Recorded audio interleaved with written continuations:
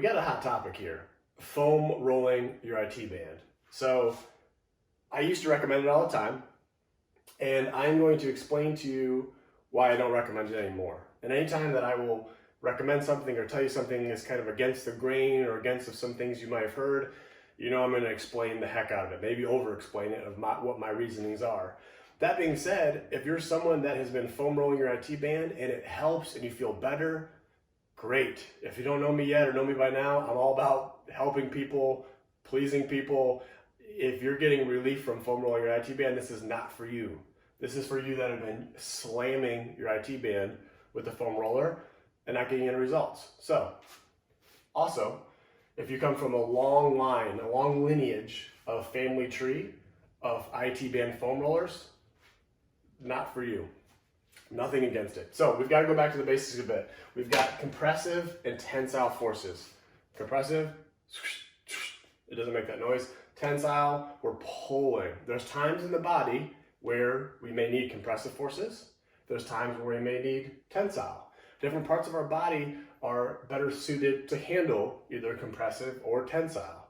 So with this, we're gonna have to keep this in mind when this comes to the IT band and what IT band friction syndrome is and why we'll revisit these later on. So the IT band, long tendon. You can look it up. There's a controversy, it's connective tissue. You've got your TFL muscle. It becomes the IT band. It crosses down past your knee joint and attaches to your tibia. So you can't stretch the band itself. I'm sorry to tell you, it's like me stretching this remote. You can't do it. You can, however, influence it. So don't run away yet. Stay with me. We can influence it. We talked in the previous post about the vastus lateralis. The biggest of the four quads. It sits on the outside of your leg.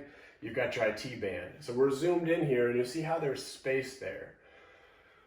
Well, a lot of times we don't have that space and it's just compressed or matted down to the muscle. So anytime we have compression, it's going to change or affect the tension of the entirety. So its origin, where it starts, and its insertion, where it ends, if that's tight down or compressed down, it's going to affect the tension. It's going to increase the overall tension at its origin and insertion. So I think you see where I'm going with this. Keep in mind, this is a friction issue. At 30 degrees of knee flexion, that IT band goes over that lateral condyle, and that repetitively over time can agitate and wear. So let's take the IT band, let's take somebody, put them on their side. We've got the entirety again. We said that we need some space there between the vastus lateralis. It's already matted down. There's our friction point. Do you think it would be beneficial for me to take a foam roller, steamroller, and just compress and compress? In my opinion, no. It hurts every time. You're not stretching the actual IT band itself. And this whole issue with this is it's a friction issue. There's too much tension there when we go that 30 degrees of bending. That's wearing at it. It's eating at it. It's irritating it. There's a saying we say in the business of silent culprit, noisy victim. This a lot of times is your noisy victim right there. The silent culprit, that's going to be what you're going to see later on. It might be a mobility issue or a weakness in the chain.